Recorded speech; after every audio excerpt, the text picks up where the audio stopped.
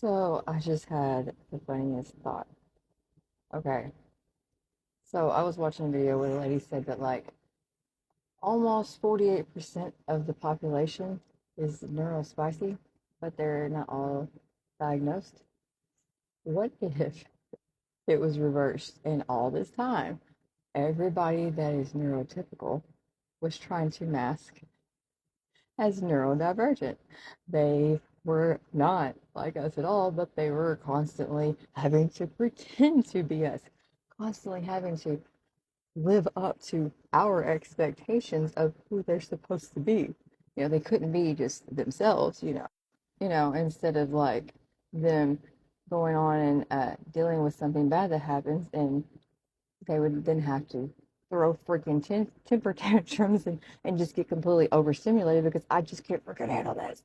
Could you just imagine? Or if they had to eat the same food for like 3 months straight because that was the only thing that felt like they could eat because everything else just made them sick and icky and just, ugh. Or if out of all their, massive selection of clothes, they could only wear two shirts, maybe three pairs of pants if we're lucky, and they make us feel a certain way on a certain day.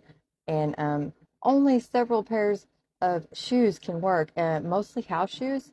Those work, pajama pants work. Imagine if they had to live like that and they didn't get to wear their nice fancy clothes because my God, have you tried to change and wear something new? It just doesn't work out. Like, I don't know how people wear new clothes because, no, if you buy me something like new, like, I'd rather get used clothes because at least they've been worn in.